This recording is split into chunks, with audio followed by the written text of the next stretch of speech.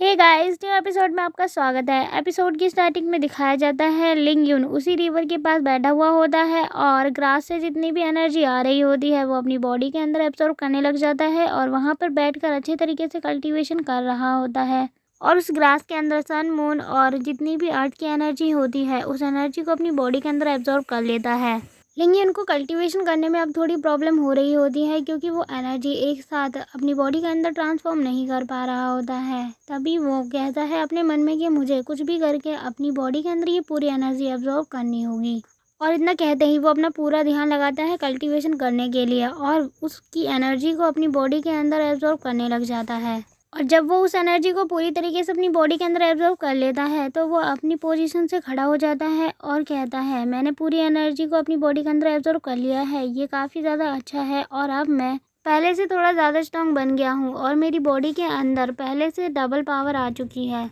अब फाइनली मैंने first stage को ब्रेक थ्रू कर लिया है। और इतना कहते ही वो अपने बैग को उठाता है और अपने कंधे पे लाद रहा होता है। तभी वो रियलाइज़ करता है कि मुझे थोड़ी सी प्रैक्टिस कर लेनी चाहिए और वो अपने बैग को अपने हाथों से उठाकर ऊपर की ओर उछालता है और तेज़ी से एक किक करता है जिसकी वजह से उसका जो बैग होता है वो दूर जाकर फुल फोर्स से गिरता है। और लिंगन उसे देखते हुए कहता है मेरी बॉडी अभी सेकंड फ्लोर तक रिफाइन नहीं हुई है, इसमें मैं फेल हो गया हूँ, लेकिन इतना भी हो गया मेरे लिए, अभी ये काफ़ी है। लेकिन अभी मेरे लिए इम्पोर्टेंट ये है कि मुझे अपने लिए एक वेपन चाहिए। और फिर हमें नेक्स्ट सीन दिखाया जाता है। नेक्स्ट सीन में हमें कैपिटल ऑफ चाइना यांजिंग को दिखाया जाता है और उस जगह की हमें एक रूम को दिखाया जाता है। वहाँ पर एक लड़की डांस कर रही होती है और उस लड़की का डांस यंग मास्टर लिंग देख रहे होते हैं और उनके आसपास दो लड़कियां बैठी हुई होती है और उस डांस को एंजॉय करते हुए वो कहते हैं बहुत ज़्यादा मज़ा आ रहा है मुझे, ऐसे ही करती रहो। ये बोलते हुए वो ड्रिंक कर रहे होते हैं और तभी उनका फ़ोन रखा होता है और फ़ोन में से रिंगटोन सुनाई देती है। तभी वो अपना फ़ोन चेक करते हैं और कहते हैं आखिर इस वक्त कौन है जो मुझे सही से एंजॉय नहीं करने दे रहा है। और जैसे ही वो अपने फ़ोन में चेक करते हैं तो उन्हें एक वीडियो दिखाई देती है जो वीडियो लिंग युन की होती है।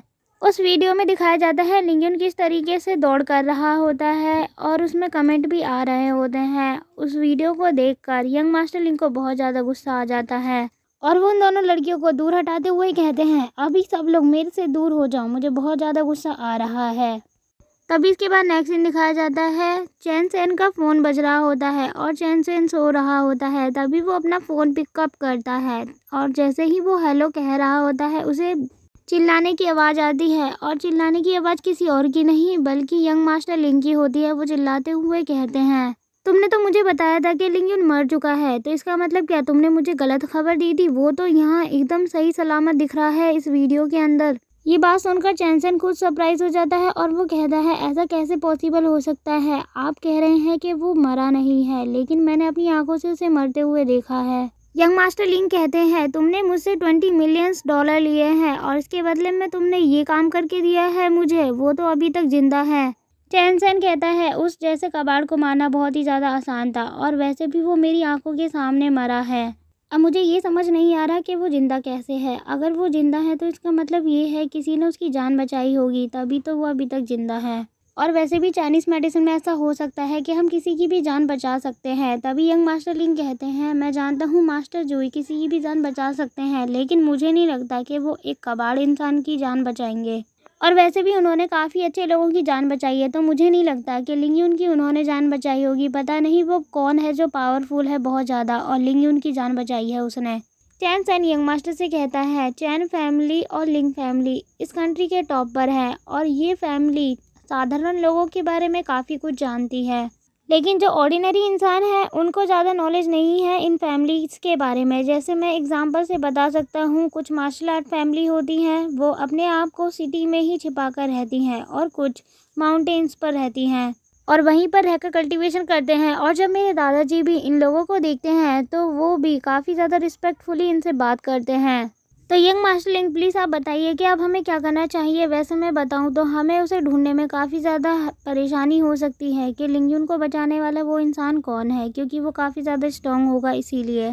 तभी यंग मास्टर लिंग कहते हैं तुम चिंता मत करो, ये सारी बातें अब तुम मुझ पर छोड़ दो, मुझे पता है इस चीज़ को कैसे हैंडल करना है। तभी वो कहता है ठीक है और फ़ोन काट देता है। यंग मास्टर लिंग अपना फ़ोन रख देते हैं और वो बीती हुई बातों को सोचने लग जाते हैं। फिर हमें फ्लैशबैक दिखाया जाता है जब यंग मास्टर लिंग और भी ज़्यादा यंग होते हैं, तब उसके फादर उससे कहते हैं, वैसे तो हम सब जानते हैं तुम लिंग फैमिली के बड़े लड़के हो, लेकिन पैट्रियार्च की गद्दी तुम्हें नहीं मिलेगी, तुम्हारे थर्ड अंकल के बेटे को ही मिलेगी।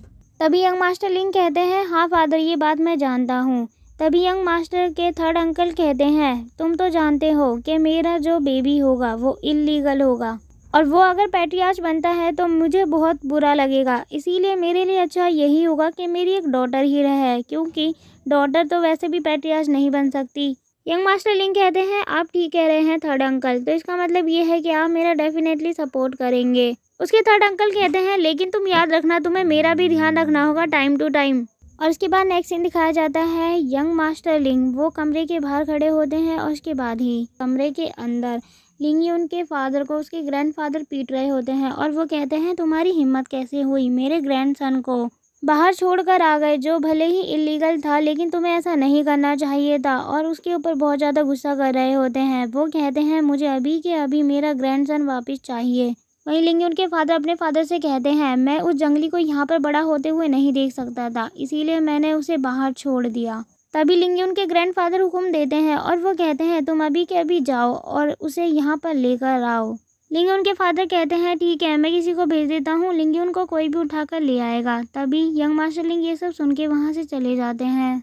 और फिर से आपका सीन दिखाया जाता है, यंग मास्टर लिंग को बहुत ज़्यादा गुस्सा आ रहा होता है। उनके हाथ में जो कांच का गिलास होता है वो उसे पकड़ के तोड़ देते हैं, और कहते हैं, ऐसा कैसे हो सकता है, लिंग यून की लाइफ इतनी ज़्यादा अच्छी कैसे हो सकती है, वो अभी तक जिंदा है। तभी वो फ़ोन करते हैं और कहते हैं, जल्दी से इस सिटी के टॉप मर्डर करने वाले इंसान में से किसी एक इंसान को भेजो। इस सिटी के हाई स्कूल में एक लिंग यून नाम का इंसान होगा, उसका मर्डर करवाना है, और याद रहे मरने के बाद उसकी लाश मेरे सामने होनी चाहिए, मैं इस बार अपनी आंखों से उसे मरा हुआ देखूंगा। और इसके बाद दिखाया जाता है, लिंग यून स्टंट करने की कोशिश कर रहा होता है, इसीलिए वो अपने निशाने को 10 मीटर्स की दूरी से लगा रहा होता है निडल के माध्यम से, और वो अच्छे से ऐसा कर पा रहा होता है, और वो इंसानों की मेरिडियन को अच्छे से समझने की कोशिश कर रहा होता है। और वो कहता है, अगर मैं इंसानों के ऊपर सिल्वर निडल का यूज़ करूँगा तो वो जल्द ही ठीक हो सकते हैं, और उनकी जो इंजरी है वो जल्द ही ठीक हो सकती है। और इतना कहते ही लिंग यून सिल्वर निडल को ढूंढने लग जाता है, लेकिन उसे सिल्वर निडल नहीं मिलती, और वो सारे सामान को फैलाने लग जाता है। तभी हाल लिन उसे देखता है, और वो कहता है, लिंग यून तुम्हें नहीं लगता कि ये काम तुम्हें सुबह करना चाहिए, अभी बहुत ज़्यादा देर हो चुकी है और रात हो गई है। और इसके बाद सैटरडे मॉर्निंग का सीन दिखाया जाता है, प्लेग्राउंड का सीन दिखाया जाता है। वहाँ पर लिंग यून आता है, और वहाँ पर लोगों को देखते हुए कहता है, इस वर्ल्ड में मैं लोगों के बारे में काफ़ी कुछ समझ चुका हूँ। लिंग यून को प्लेग्राउंड में देखकर लोग काफ़ी ज़्यादा सरप्राइज हो जाते हैं, और कहते हैं, लिंग यून इस प्लेग्राउंड में कैसे आ गया, इसको तो मैंने कभी नहीं देखा इस प्लेग्राउंड में, लगता है इसने पहले से वेट भी काफ़ी लूज़ कर लिया है। लिंग यून को कुछ लड़कियां देख रही होती हैं, और वो कहती हैं, लिंग यून ने अपना वेट तो लूज़ किया है, और इसे ये भी पता है कि किस तरीके से वॉक करनी चाहिए। तभी एक बंदा लिंग यून को देख के काफ़ी ज़्यादा गुस्सा करते हुए कहता है, लिंग यून तुम अब भी इस प्लेग्राउंड में हो, तुम कैसे आ सकते हो यहाँ पर बेवकूफ़, लगता है तुम पिछली बार जो तुम्हारे साथ हुआ था वो सब कुछ भूल गए। चलो अच्छी बात है, अब तुम यहाँ पर आ ही गए हो, तो मैं अपने कुछ पंच तुम्हारे ऊपर यूज़ करके देखता हूँ। और इतना कहते ही वो तेज़ी से आगे बढ़ता है, और लिंग यून को पंच करने की कोशिश करता है। तभी लिंग यून अपने हाथों को ऊपर उठाता है, और उसके गाल पे एक बहुत तेज़ थप्पड़ मारता है, जिसकी वजह से वो बंदा जाकर नीचे गिरता है।